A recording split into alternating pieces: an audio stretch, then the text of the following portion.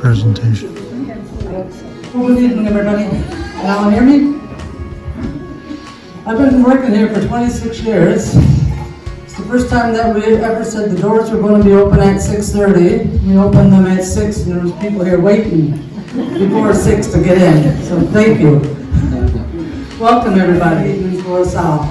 My name is Mina Campbell. I'm the curator here at the Labrador Interpretation Center. We have all the staff here tonight. There's 6 of us. Myself, Reg Hutchings, Sheila Blake, Audrey McLean, Larry Powell, and Shirley Lyle Montague. We're here to help you this evening. If there's anything that we can help you with throughout the evening, just wave one of us down and we'll do what we can to help you. Before we get started, the emergency exit, the recitation is written for and about Williams, so please welcome Benny Powell. It was titled, I titled it Iron Will, the Big Land Trapper. So it was a little bit of an introduction about William, where he came from, and then it says things on about his time as on the loan show. The Big Land Trapper, he has his own show, and one off the finest that a feller can know. Born tough and bred up old Williams Harbour Way, a small tiny village that's a ghost town. There are many things that survivors should know in that tiny small village a long time ago. A fisher, a trapper, and kind as a saint. And a type to give up is one thing that he ain't. A Labrador native who made us all proud. I salute to his culture. I know that signed up for the challenge to give it a try. The test out his well would be tougher than hell, but he promised to reach for the sky. North of the great Arctic Circle, where the sun hardly shines in the fall, King Hale and the hardy partakers promised to give it their all. And the old Mackenzie River Delta, as leaves from the branches that fall, the lone show challenges started to see who was the most stubborn of all. On Juniper Hill, he was dropped off to fend for himself all alone, surrounded by nature's great predators and over 2,000 long miles from his home. No gun he had to shoot wildlife, nor bow and arrows to see, just snare wires, fish nets, and a little tiny net was all he'd had on. It was a long time since I haven't read this time to write this one, see, or that we memorize it. So the long, lonely nights the animals kept out of sight as he lay in his tent all alone. He dreamt of his dear wife and a family for life as he waited for him. And the first few days was easy, he says, as he caught a few rabbits and pigs, and a partridge or two, which he sneered, this is true, to help through the long autumn nights. But a problem arose, which is hard, I suppose, to keep most of the meat which he caught. But in every which way he tried night and day with predators snooping around. A Point Martin came around like a thief from our town, stealing most meat from his lot. His BC was hard now to see whether he liked it or not. And they,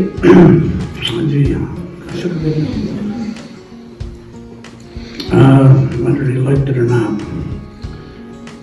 Martin came around like a thief from our town, stealing most meat from our lot.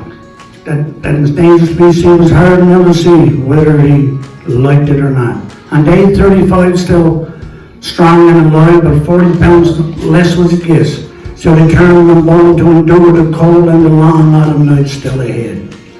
As the days became colder, the big land trapper got bolder, determined to stay. There was no other way. He knew he would never tap out. And that Point Martin thing became William's good friend, which he nicknamed Sassy one day. Both searching for food, doing all that they could. He couldn't blame the Point Martin anyway. And Bird's tail stick would do the real trick to mark each day he was gone, and each fish that he caught meant another little notch as time had slowly passed on. On day 82, what else could do? He was feeling a little lonely and sad.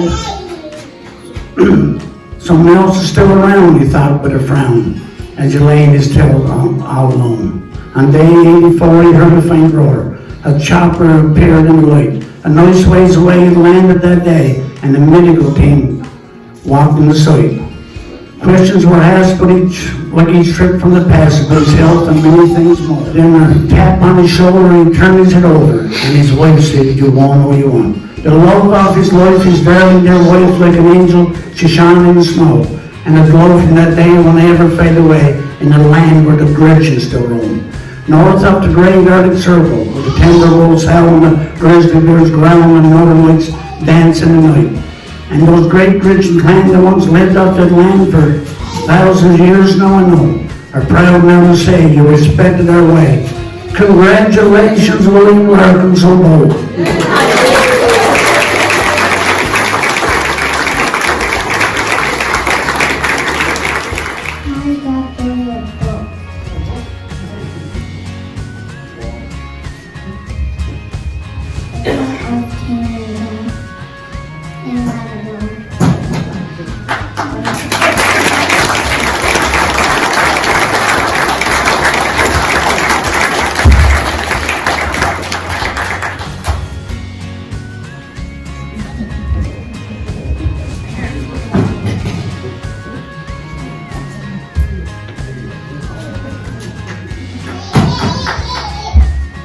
Thanks for coming, everybody. I'll tell you one thing, I'm more comfortable walking on the land in front of a big crowd like this, but I'll do the best I can. I think one big question is a lot of people want to know like how this whole journey started. And I had a message on Instagram from one of the past contestants, Joe Nichols. I'm not really sure what season he was on, 6 or 7 maybe. And he had a link there to a casting director. And so I clicked the link. And he asked like a lot of weird questions. I thought it was spam or something, and I left it alone for a while. And I thought about it, and I went back to it, and I sent off a little message, and kind of started from that. Casting director was Quinn Fagan, and we were getting ready to go fishing at the same time. And so she helped me a lot really because I was really busy into fishing, and without her help I probably wouldn't even get on the show anyway. But I think he kind of knew me anyway through YouTube. A lot of past contestants learn skills from my YouTube videos, especially when it comes to snaring small game and stuff, because a lot of places down the States, it's illegal to snare small game, and so it's foreign to them, and so they seen what I was doing on YouTube, and I guess they sent me a link and took it from there, I guess, and ended up, and then they picked 25 people to go to what they call a boot camp, and out of the 20 to 25 people, they wean them down to 10 to make the show, and then they pick also 2 for backups if someone gets put in. Something happens because they ill or something, they can't go. And so we went to boot camp, and you test your skills, you got light fires and stuff, and ask you questions with survival. And anyway, I went through all of that, and I was lucky enough I got picked, and so then it was just waiting for the flight out. And well, I guess I could back it up a little bit. We were allowed to like pick 10 items out of 50, and so then we roughly knew where we were going, and so you try to pick the 10 items to suit the skills you went into. So that's what I did. And probably what I might do is just go through my 10 items that I picked, talk about them a little bit, and if anyone got questions, gladly take them. But I think it'd be a good way to start off. Just show the items. How about that? In the next few slides are some of the items that William picked for his stay in alone, as well as how we recorded his catches, both fish and birds, and the beaver that he caught. So this is what I use to catch rabbits. I also braided 4 strands together to catch beaver. I also had fox snares that I made as well. And also I used the rabbit snare, of course, to snare some grouse, which got a lot of publicity. I took mostly large fish hooks because I knew that there's a lot of fish in that area. And I do the triple hook that counts as tree. So I took 2 triple hooks. Wrist singles of different colors, and so it was just a couple small ones. You do get grain in here, so burbot, and a few other kinds. I was mostly going for pudding. For me, a knife is a must, but a lot of people, took a multi-tool. But for me, I like a good hefty knife, especially for lighting fires and stuff, because you don't know, even though you're all going into the same environment, my area could be completely different to the next guy's, and so if you got to light a fire and it was wet and everything else, a knife, you want to get into the dry wood, so I figured it'd make it a lot easier because you'd be lighting fires 2 or 3 times a day for sure. This right here, this is my pot. Hard to tell, but it's titanium, and the reason I took titanium was it's thin, but it could heat water and boil water really quick. We're only allowed 2 quarts, so that's the biggest we could take. but fast work, old trappers one time, right? If you're walking on a trap line, you have a quick go forward, a quick ball up, gas. Same thing, you want to do it quick. Especially if you got to do it 2 or 3 times a day, like disappearing on you, so you don't have a whole lot of time, so time matters here.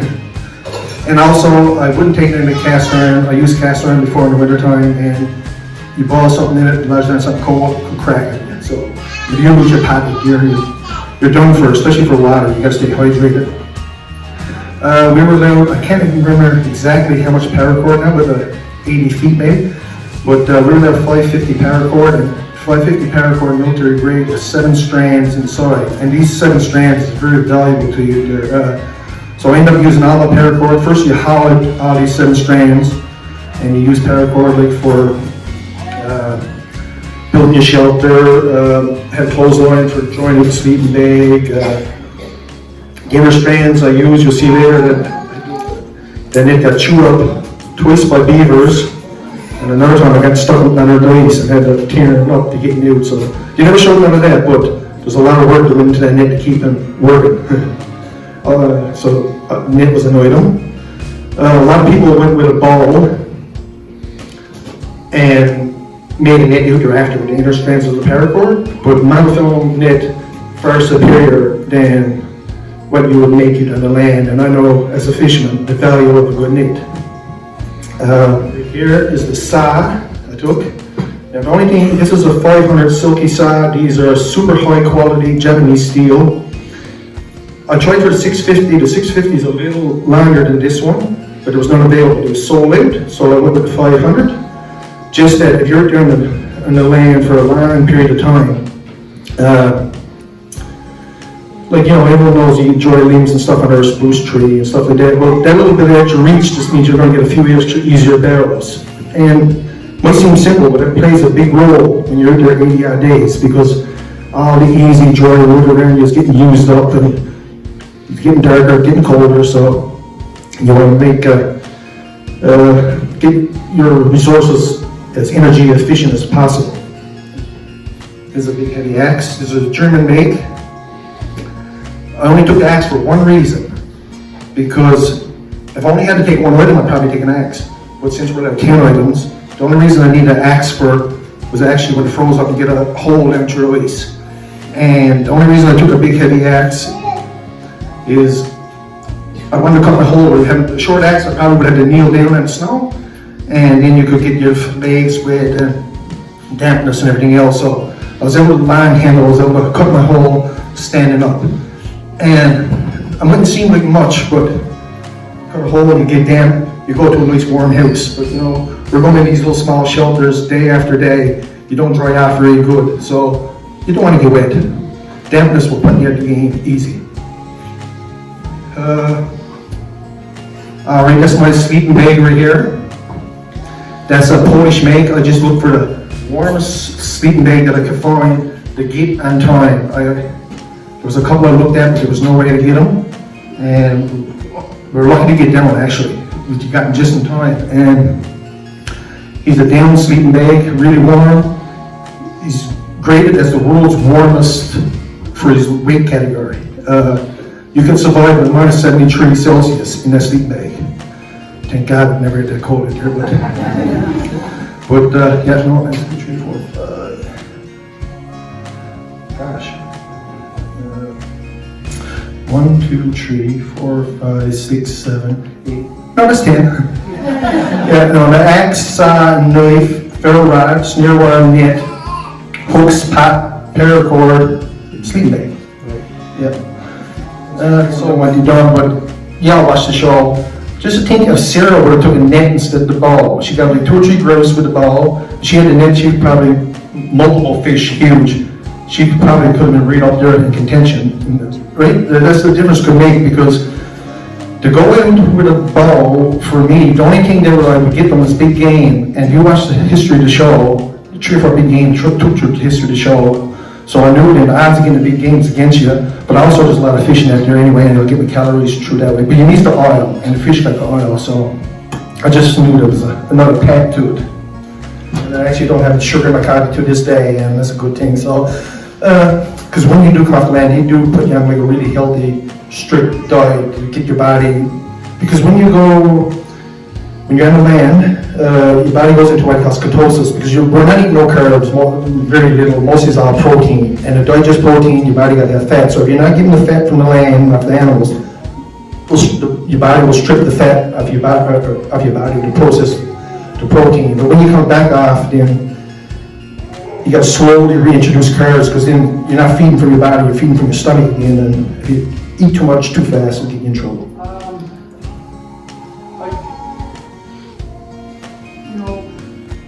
Your camera's going all the time, but they don't necessarily show everything. They can't show snaps of everybody, right? Was there ever an opportunity in there where you could have got a big game animal that you had to roll or not? That was one thing.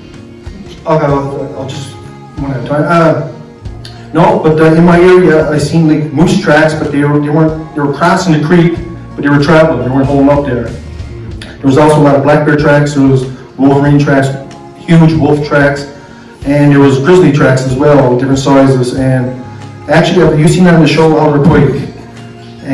But in that same area, when the batteries went low, there was really big grizzly tracks in that area. And I put my hand down my camera, and the claws were about 3 inches long in my fingers. And so when I got the pike, I just left that area because the scent of fish was in the air, and I didn't think it'd be a good idea to push you up too much. We had beer spray and stuff with us and all that, but you don't really want to see one on foot going around and smelling like a fish. So.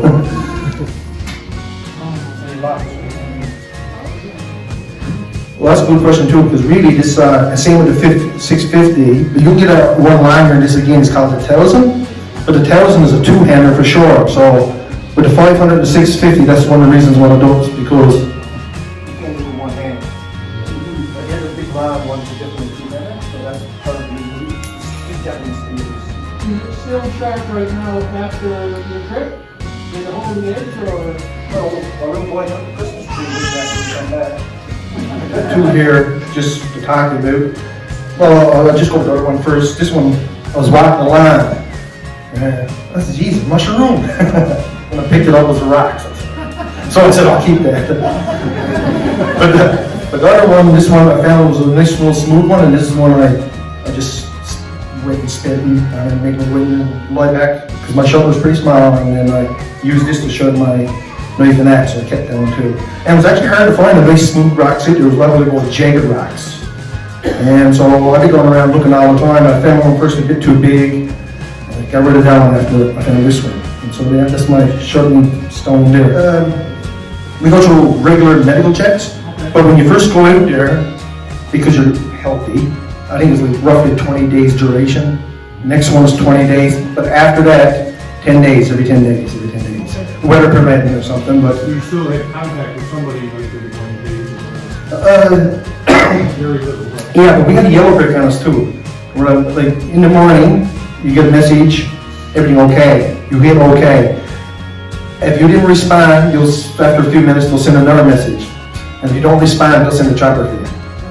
And you do that every morning and every evening. And sometimes when you first goes out there, you might forget or something, and they would actually come and check on you. And then, but that was the thing. We also had like a tapping button, emergency button. So you don't want to touch down. If you're getting attacked by a grizzly bear or you're in really deep trouble, you hit that button, but you're out of the game, but chopper will come for you right away. That's an emergency situation, like you could fall or anything. And how far away were you from base camp from where they were? I think the way it works is everyone in 45 minutes away. I think that's kind of a regulation kind of thing for safety with the show. So some is further than others, right? But that'd be the max would be 45 minutes. You can't quote, I was looking pretty far, there's nobody's area. So if you come to your boundary and went above it, behind it, the beat will go off on your yellow brick. Turn around. Because they don't tell you about it, they want you to explore your area. So they don't actually, they might say, okay, here's your pond here, there's a little bit, but you're left alone to explore too. But if you hit your boundary, well, there'll be a little beat go off. So they're tracking you, you can see it going all the time. And so, but then like I said, if you go beyond your boundary, well, be a dead zone before you get to the next zone. You'll never see, and you can get your far enough apart, you can't even see smoke from the fires or anything like that. They want you to be completely alone and no side of nothing, and just so, enjoy the experience down there. Yeah, I think I have to say that because we're about a 10-foot net, it's only short net, 10-foot net, 10 inches deep, 5-inch mash. And so, I couldn't spread the net there. Put sticks there for little floats, and I've done sinking and the bottom for rocks. And on the headlines and the foot line, we were about like 6 feet for tying on a net. But that rope was only allowed to be used in net repair only. You couldn't use that rope on any other tank.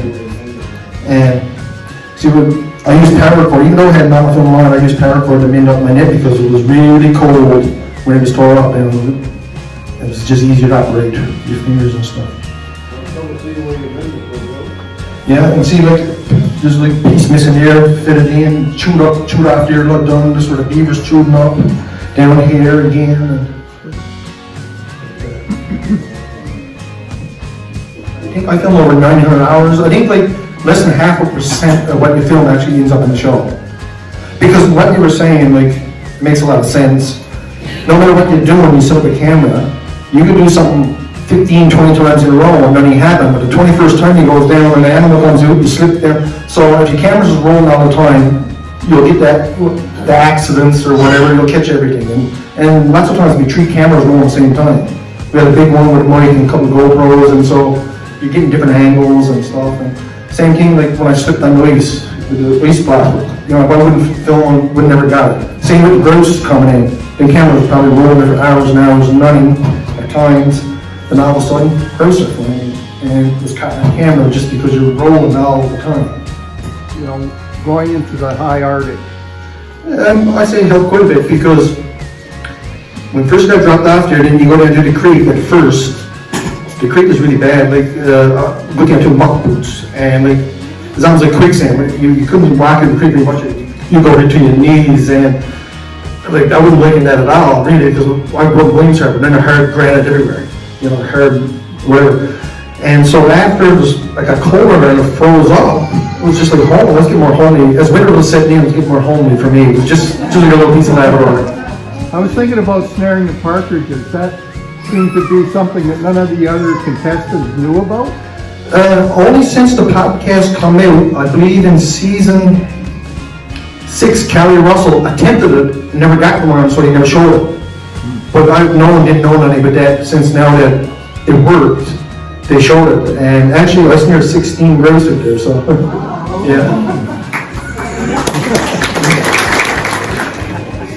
Yeah, actually, when I first went, I had a little bit of a sore throat. I think I got like seasonal allergies that I didn't even know about, and because it happened in the year around the same time. I'm normally out fishing all the time in Clairville, and it seems like I think I have like a touch of allergies too. But no, that is it. But another thing too, when you're weak, and you film so much, probably mumbling lots of times. Of course, you forget what you're doing. Like sometimes you go pee with cameras still rolling in your head and stuff like that. And we're just going. I can't go to another country just for the experience or whatever and all this kind of thing. But when these went up in the Arctic Circle, I was really intrigued by that because it was different than everything else. But had to go in there definitely know what hot.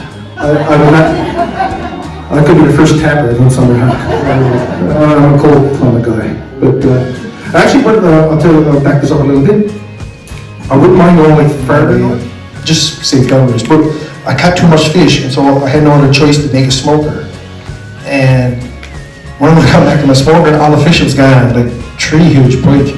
And it was clean, all left was the bones. And then when I looked over and seen the piece was dragged away, I wasn't really sure what I'd done it at first, but I found out after, but 30 feet from my smoker is an actual Martin house. That's his nest. So I pretty much put my smoker right in his backyard, and then my tilt then was only about a couple of 100 yards from it. So, but over time, you did steal a bit of food, but like, it was company anyway, but it was like a pet really, because we got cats and dogs, I like pets, and so it was good to see. It keeps your morale up and everything else, but that's why I looked at it. I'm invading his space and whatever, so, and I'm only here for the short time, so we got along good. Oh.